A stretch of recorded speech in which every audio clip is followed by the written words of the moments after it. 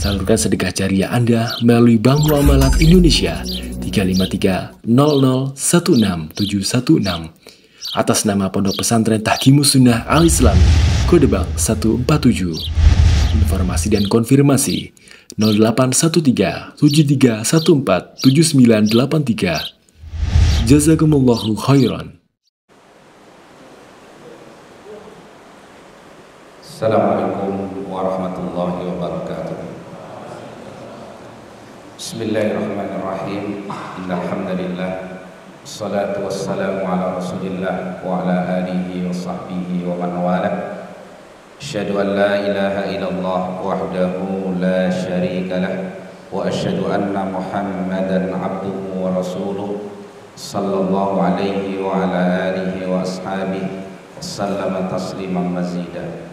Ya ayyuhalladzina amanu taqullaha haqqa tuqatih wa la tamutunna illa wa antum muslimun. Amma ba'du, fa inna asdaqal hadisi kitabullah, khairal hadi hadi Muhammadin sallallahu alaihi wasallam, wa sharral umuri muhdatsatuha, wa inna kulla muhdatsatin bid'ah, wa kulla bid'atin dhalalah, wa kulla dhalalatin finnar. Ikhwah rahimani wa rahimakumullah. Alhamdulillah kembali kita bisa bermajlis pada kesempatan malam hari ini, kembali ke pembahasan kita, yaitu risalah yang ditulis oleh Syekh Muhammad Ibn Abdul Wahhab rahimahullah ta'ala tentang kewajiban kita terhadap perintah-perintah Allah subhanahu wa ta'ala. Kita sudah bahas sampai poin yang keempat, yaitu mengamalkan. Jadi yang pertama, kalau ada perintah Allah subhanahu wa ta'ala kita ilmui, kemudian kita cintai, kemudian berazam kuat untuk diamalkan, kemudian diamalkan. Ya, diilmui, dicintai, berazam kuat, bertekad kuat untuk mengamalkannya, kemudian betul-betul diwujudkan dalam amaliyah. Kemudian al-martabah al-khamisah, tingkatan yang kelima, poin yang kelima setelah diamalkan, beliau mengatakan al-martabatul khamisah, tingkatan yang kelima, kaunuhu yaqa'u 'alal masyru'i khalisan shawaban. Hendaklah amal tersebut sesuai dengan apa yang disyariatkan, ikhlas dan benar. Jadi sudah diilmui, sudah dicintai, sudah berazam diamalkan, sudah diamalkan, belum cukup, harus ada yang kelima, hendaknya amal tersebut ikhlas dan benar. Ya.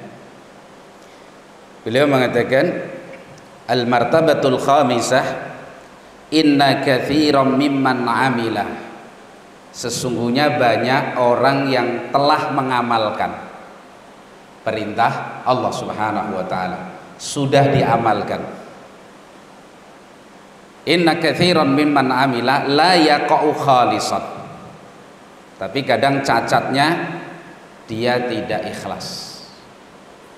Sudah diamalkan tapi la yaqa'u khalisan, amal tadi dikerjakan, cacat di ikhlasnya, tidak ikhlas. Satu, fa in waqa'a khalisan, kalau toh amal tersebut dia kerjakan dengan ikhlas, lam yaqa' shawaban, tapi amalnya kadang-kadang cacat. Di mana?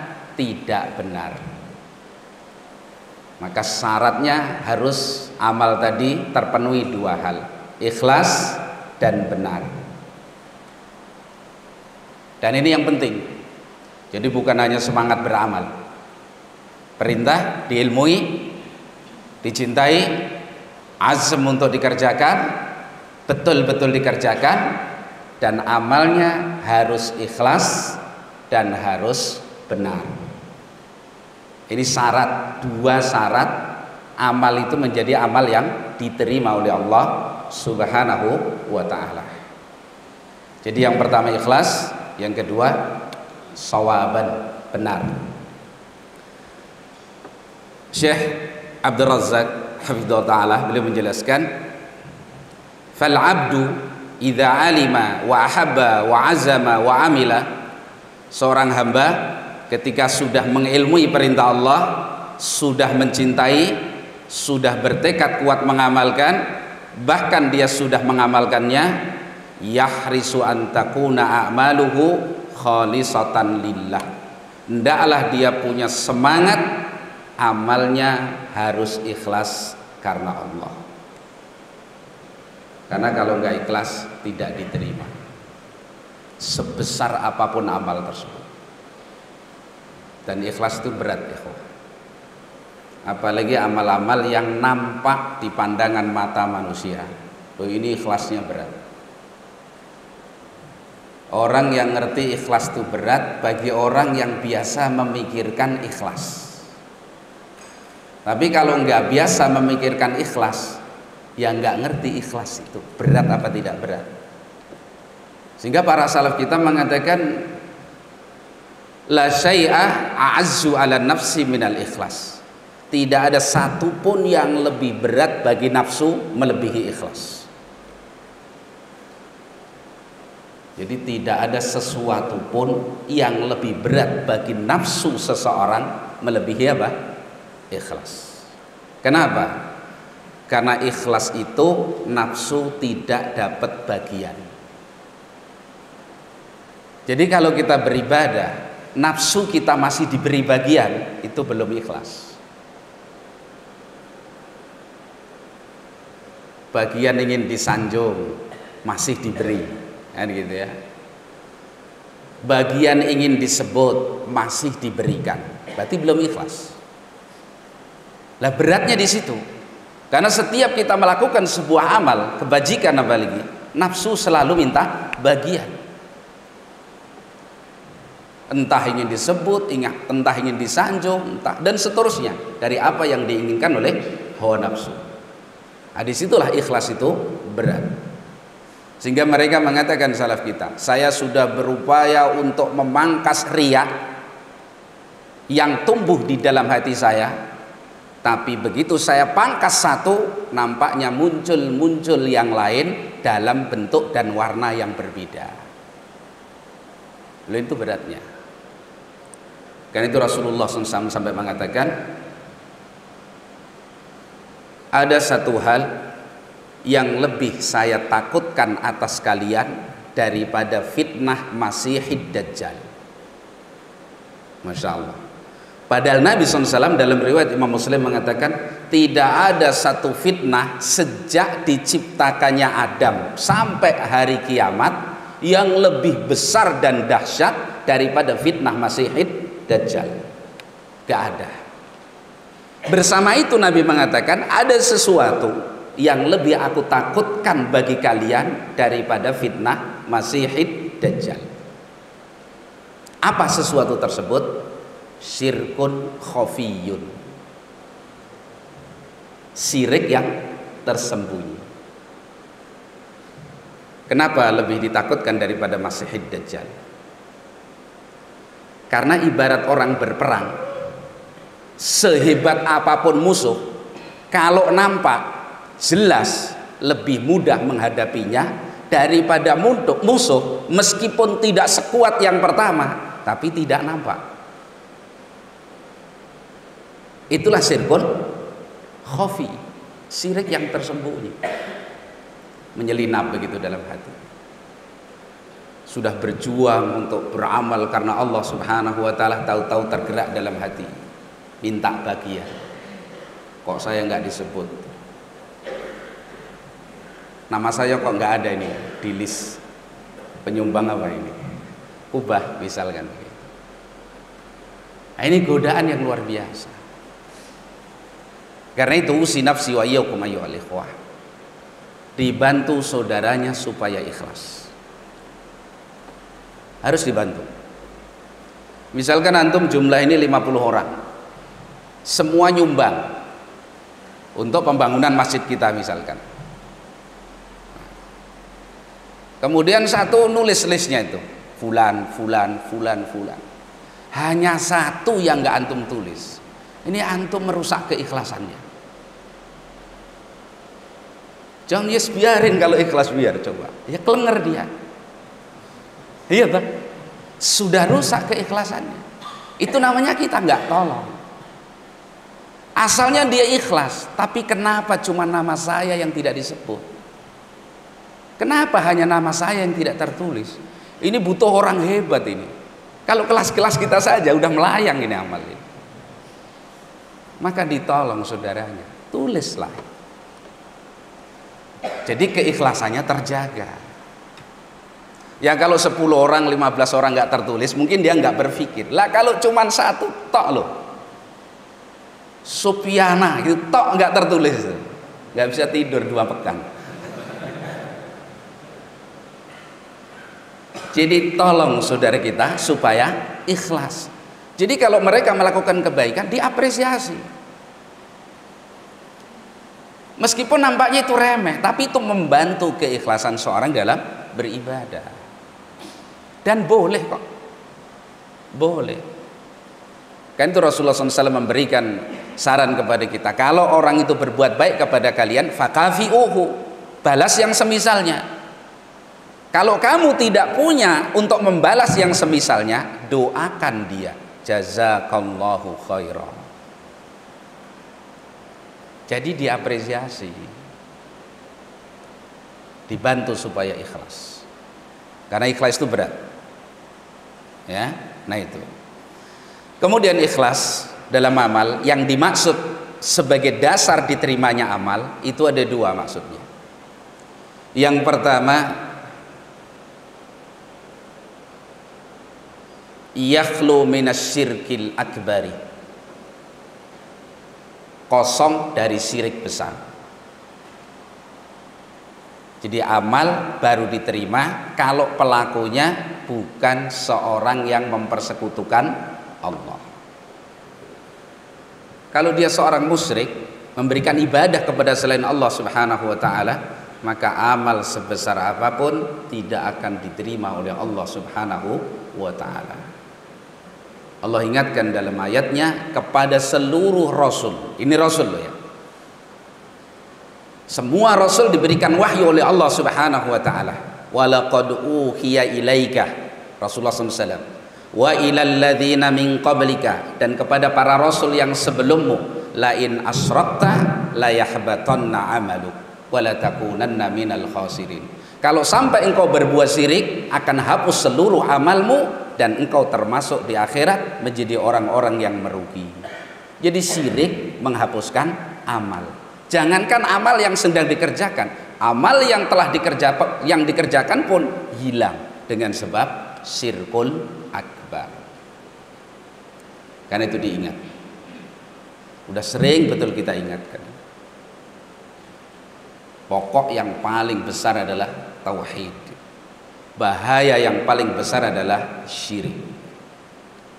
Dan sudah sampai kepada kita Islam, sudah sampai kepada kita ilmu, sudah sampai kepada kita penjelasan, sudah sampai kepada kita keterangan.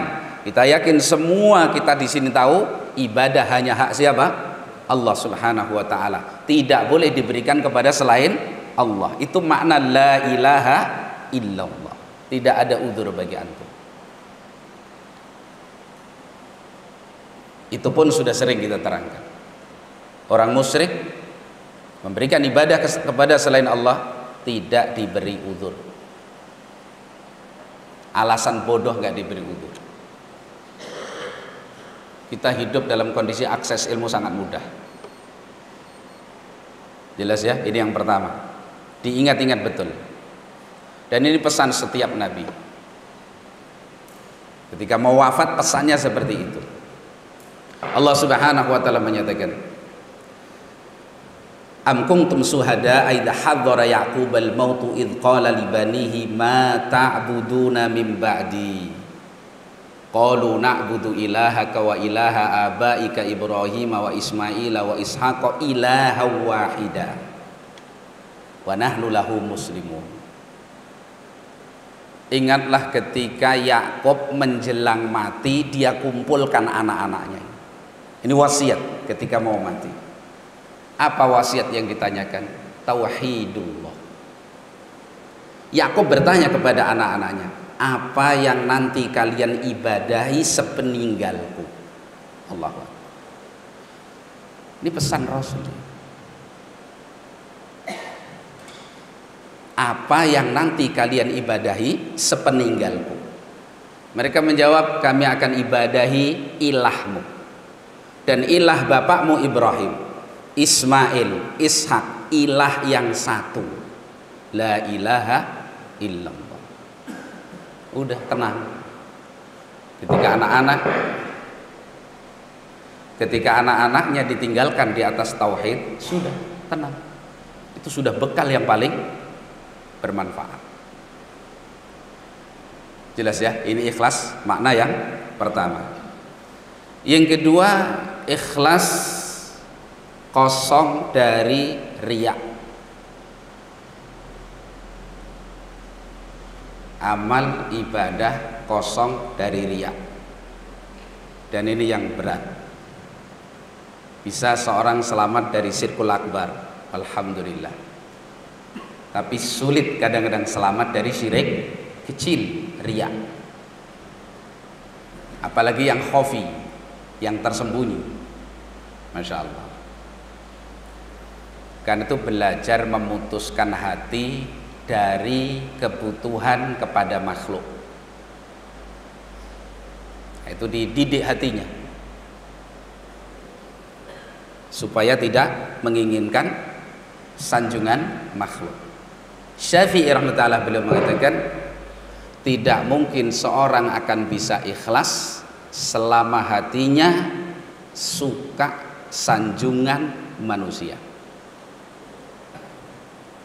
Jadi makna kalam Syafi'i, mustahil seorang akan mendapatkan ikhlas kalau hati dia suka sanjungan manusia. Sedang umumnya manusia suka disanjung manusia.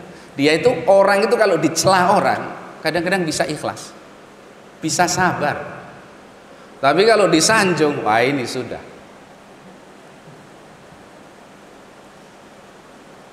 Bisa gemuk mendadak, kan begitu ya. Jadi kalau disanjung orang nggak sabar dia. Ya, itu. Jadi itu maksud ikhlas. Jadi ibadah baru diterima oleh Allah Subhanahu wa taala kalau ikhlas, dengan dua makna ya. Tidak ada syirkul akbar. Kalau ada syirkul akbar, total tidak akan diterima oleh Allah Subhanahu wa taala. Maka dijaga betul. Kita diberi nikmat tauhid. Yang kedua, tidak ada ar-riya, syirik kecil, pamer. Pamer dalam bentuk dilihat, itu namanya riya.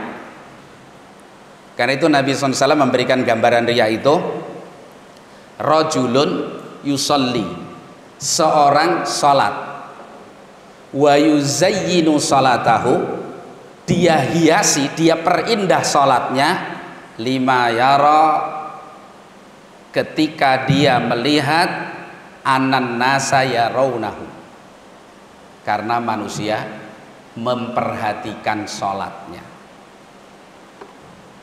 Makanya untuk mengukur ikhlas itu, lihat ketika antum sholat sendiri sama sholat bersama orang lain, bagus mana? Kalau sama, walhamdulillah, insya Allah itu ikhlas. Sholat sendiri di rumah, gak ada yang lihat, di kamar mati lampu misalkan begitu, gelap. Seperti apa sholat kita? Dengan sholat bersama manusia dalam pandangan mereka. Lalu begitu diuji, keikhlasan itu harus dilatih. Kata Ibnul Qayyim, ikhlas itu harus dilatih. Kalau nggak dilatih susah kita ikhlas. Harus dilatih.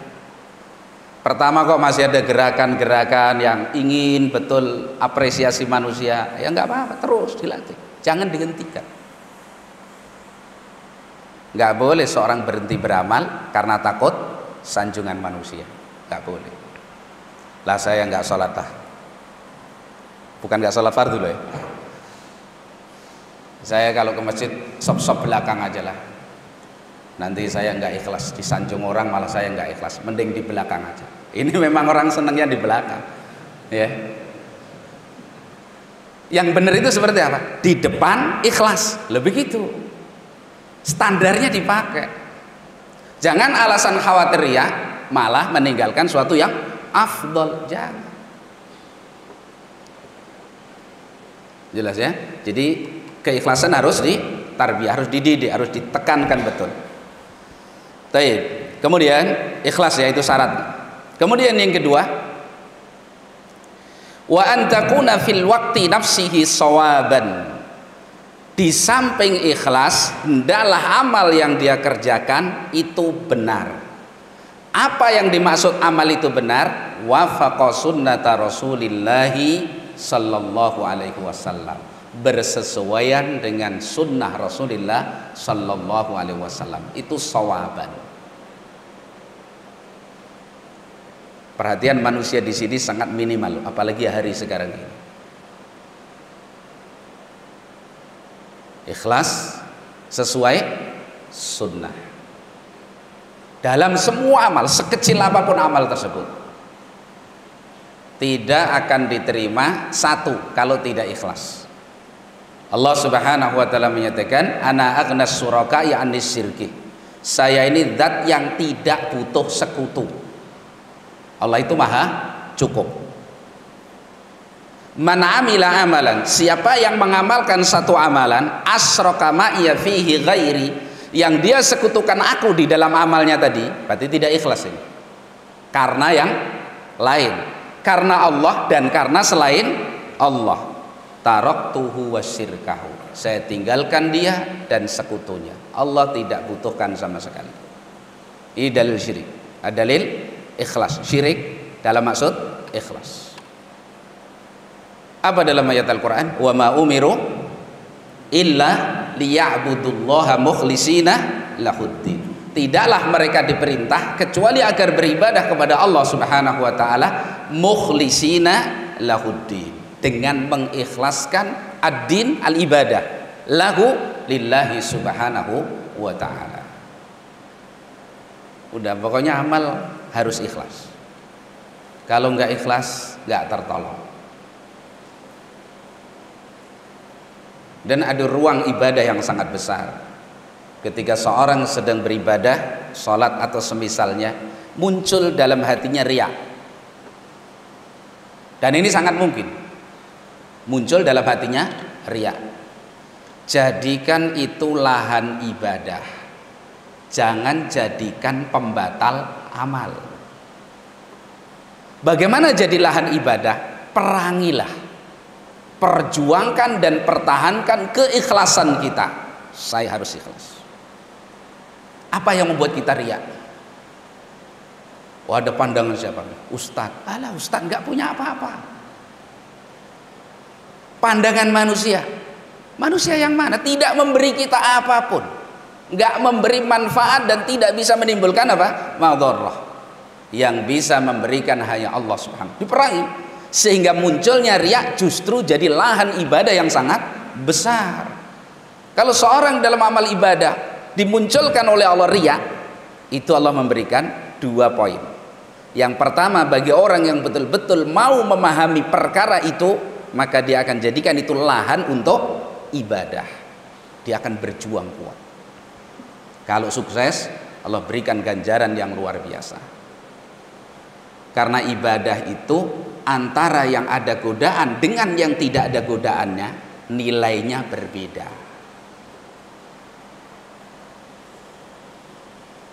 Ada jihadnya begitu, ada perjuangannya. Makanya orang yang bisa mengontrol dirinya saat marah berbeda dengan yang yang tidak seperti itu. Marah dia biasa kontrol. Karena orang marah itu kalau ngomong mesti ngawur. Kalau bergerak tubuhnya kadang-kadang zalim. Makanya orang marah itu jangan ngomong. Bisa. Lo marah itu kan bukan omongan toh. Omongan itu pelampiasan marah. Iya tak? Kalau marah kata Nabi suruh ta'awud. A'udzubillahi minasyaitonirrajim. Sudah. Tinggalkan tempat itu. Marah sama anaknya, ta'awud. Jangan deketi anaknya, bahaya. Tinggalkan. Keluar dulu. Melihat pohon atau apa begitu. Kalau perlu batu, kalau mau ditinju silahkan, kan begitu. Jangan anaknya. Jadi begitu orang marah itu. Kalau bersikap kadang-kadang apa? Anaknya ditampar, istrinya ditampar. Kalau ngomong, masya Allah, dasar, semuanya dasar, pondasi semuanya, kan gitu ya. Nah ini, ketika itu butuh perjuangan, karena marah kan mendorong seperti itu ya. Dia berjihad untuk mengontrol dirinya. Man yamliku nafsahu indal ghadab. Ini orang yang kuat, yang sesungguhnya, orang yang mampu menguasai nafsunya ketika dia marah. Jadi kembali, ibadah setelah diamalkan dengan dua syarat, satu ikhlas, satu sesuai dengan sunnah. Ya, Rasulullah SAW mengatakan, man amila amalan laisa alaihi amruna fahuwa raddun. Barang siapa mengamalkan suatu amalan laisa alaihi amruna, tidak di atasnya urusan kami, fahuwa raddun, maka dia tertolak. Perhatikan ayat Allah Subhanahu wa taala. Allah Subhanahu wa taala menyatakan dalam surat Al-Mulk, alladzi khalaqal mauta wal hayata liyabluwakum ayyukum ahsanu amala wa huwal azizul ghafur. Allah yang menciptakan kematian dan kehidupan. Jadi dihidupkan, dimatikan, kita hidup di dunia ini tujuannya liyabluwakum. Jadi kita hidup, ada mati, tujuannya Allah ingin menguji kalian. Bagaimana mengujinya? Ayyukum ahsanu amala. Mana di antara kalian yang paling bagus amalnya? Dalam ayat ini Allah tidak mengatakan mana yang paling banyak amalnya, tidak. Tapi dikatakan ayyukum ahsanu amala. Fudail ibn Iyad rahimahullah ta'ala beliau mengatakan tentang ayat Allah, liyabluwakum ayyukum ahsanu amala.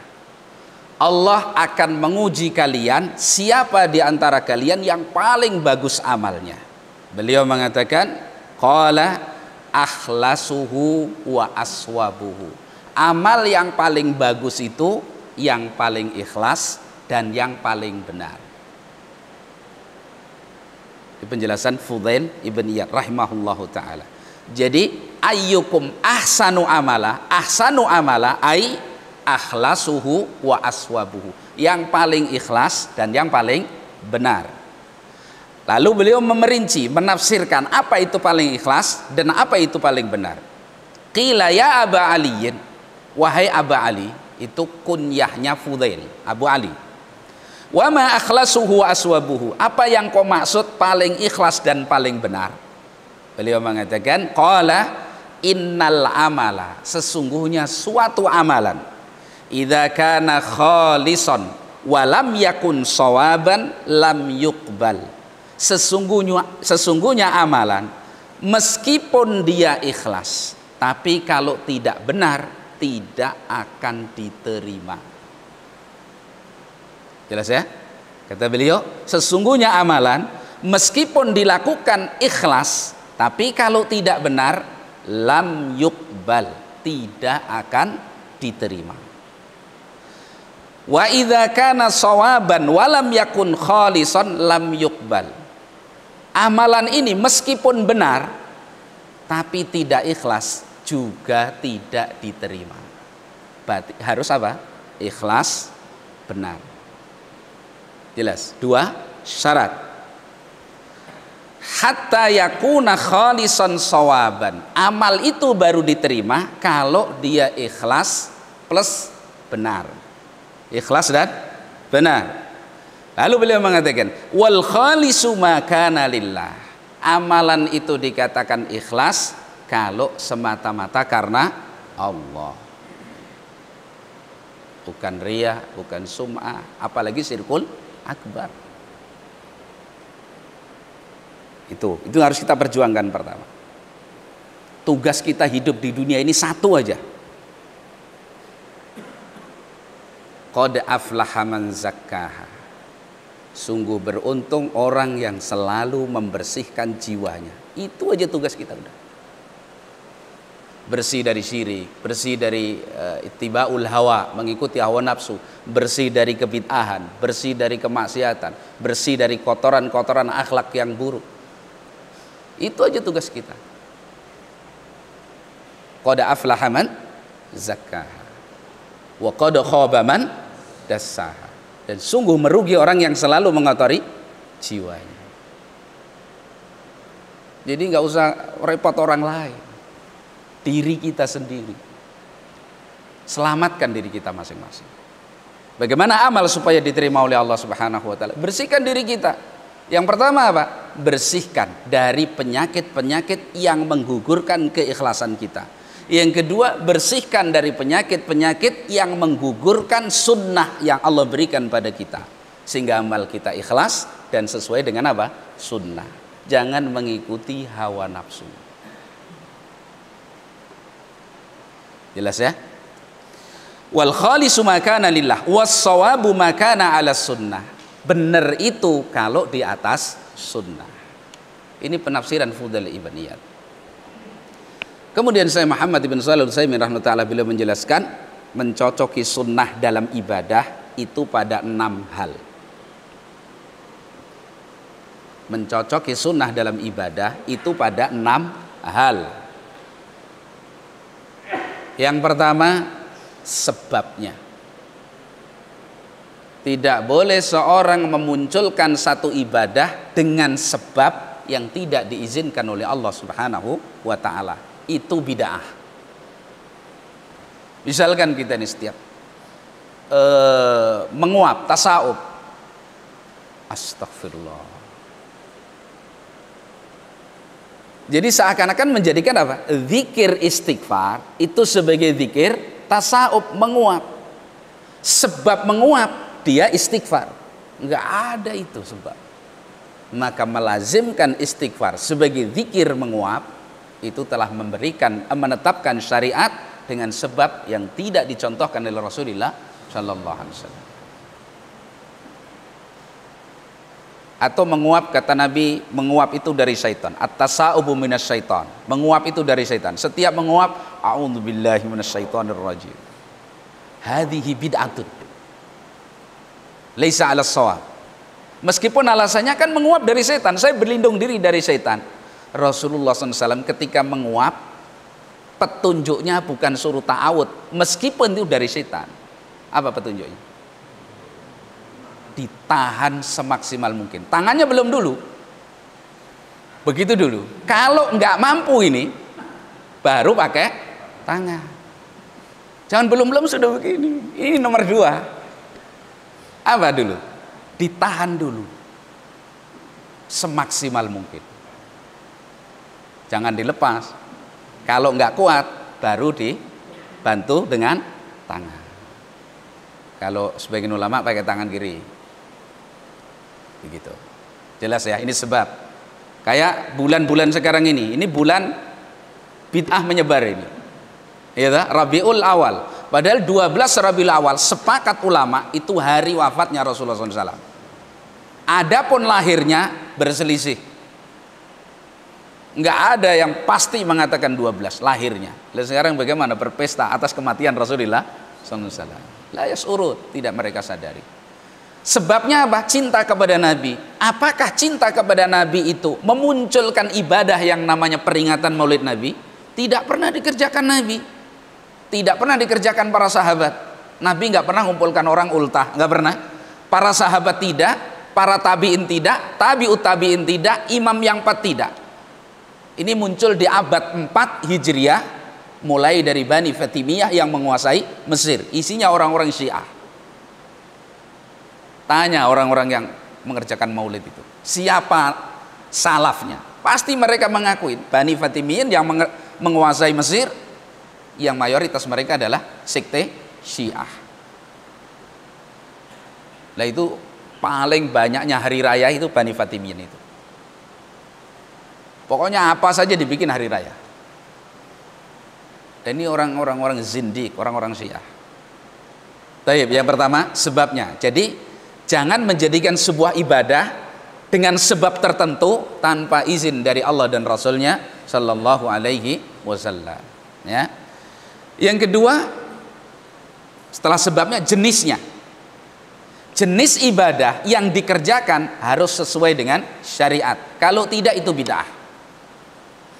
Akikah misalkan, apa jenis yang ditunjuk oleh Nabi SAW? Kambing.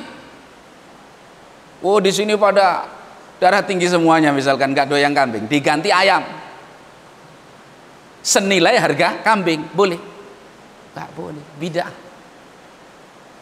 Gimana dengan sapi?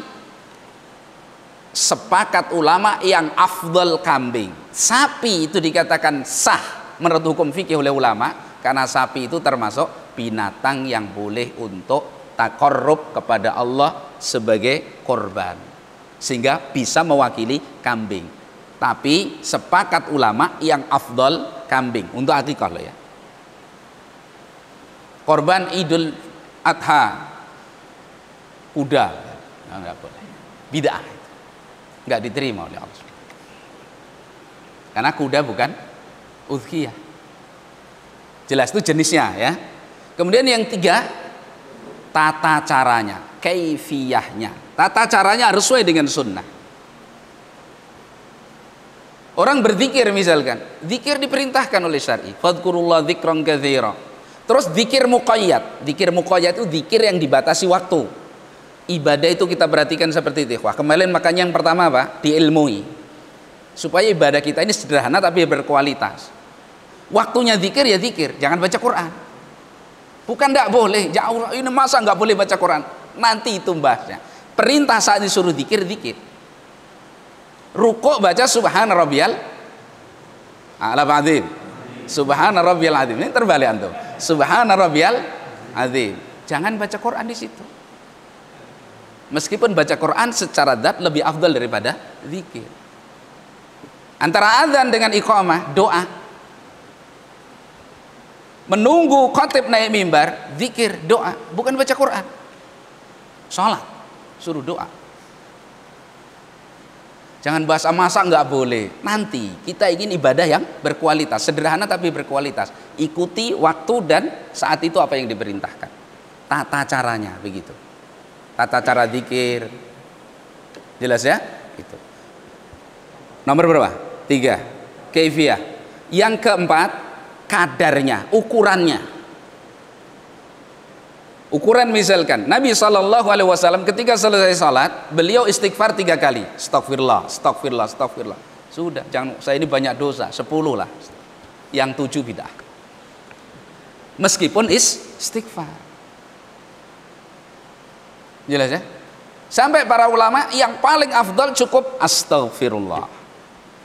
Bahkan sebagian ada yang mengatakan bid'ah kalau astagfirullahaladzim alladzi la ilaha illal hayyul qayyum wa atubu ilaih. Rasulullah bisa kalau lebih fasih dari kita semua, tapi nggak dikerjakan oleh Rasulullah sallallahu alaihi wasallam. Tulis surat bismillahirrahmanirrahim. Nyembelih bismillah, jangan terbalik. Nulis surat bismillah, nyembelih bismillahirrahmanirrahim. Terbalik. Ayo dah. Mau ngomong bismillah. Bismillahirrahmanirrahim. Kan gitu. Itu apa? Kadarnya. Kadarnya segitu. 3. Tawaf 7 ya 7 kali. Jangan saya ini banyak dosa 14 kali. Yang 7 sisanya bid'ah. Jadi jangan berhusnudzon kepada pikiran kita sendiri. Kemudian yang ke-5. Yang kelima adalah waktunya. Zamanuh. Maka tadi itu waktunya. Waktunya zikir, zikir. Waktunya baca Quran, baca Quran. Begitu. Waktunya haji, haji. Jangan haji nggak di bulan haji. Haji kok bulan apa misalkan? Muharram, ya. Haji itu Syawal. Ya. Zulqa'dah, Dzulhijjah. Ini bulan-bulan haji maksudnya. Kalau antum mulai ihram haji di bulan Syawal, boleh. Tamattu misalkan umroh di bulan Syawal untuk haji. Selesai, baru nanti hajinya tanggal 8 Dzulhijjah. Begitu. Bukan haji total habis di bulan Syawal, enggak. Tapi bulan Syawal itu dihitung bulan haji, sudah mulai bisa memulai ibadah haji. Berarti tamattu misalkan begitu. Boleh. Sama antum enggak pulang dari Mekah. Ya. Waktunya. Jadi waktunya yang ibadah ditunjuk di waktu itu, ya sudah di situ. Rukuk waktunya adalah subhana rabbiyal azim. Jangan baca Quran. Enggak boleh baca Quran di situ. Dosa. Baca Quran dosa. Ya dilarang baca Quran. Jelas ya? Dan enggak boleh menentukan waktu yang tidak ditentukan oleh syar'i. Kenapa 12 Rabiul Awal Maulid Nabi? Ikhtifal. Menentukan sesuatu yang tidak ditentukan waktunya oleh Rasulullah SAW. Yang ketiga, yang keenam, tempatnya. Ibadah yang ditunjuk di tempat tertentu dilakukan di tempat itu, jangan dipindah ke tempat yang lain. Ya haji di Makkah dan area haram sana, Mas'aril Haram sana. Tawaf ya di Ka'bah, jangan tawaf di kuburan. Jelas? Kuburan itu tidak boleh untuk baca Quran, nggak boleh untuk ibadah. Makanya Nabi SAW mengatakan, la taj'alu buyutakum maqabir. Jangan kalian jadikan rumah kalian itu ibarat kuburan. La yusalla fi wa la yuqra'u fihi al-Qur'an. Enggak dipakai sholat, enggak pakai baca Quran. Antum kalau sholat sunnah pulang ke rumah. Kecuali kondisi mengharuskan di masjid. Afdhalus shalah fil bait illal maktubah. Paling afdhalnya sholat dikerjakan di rumah, kecuali sholat fardu.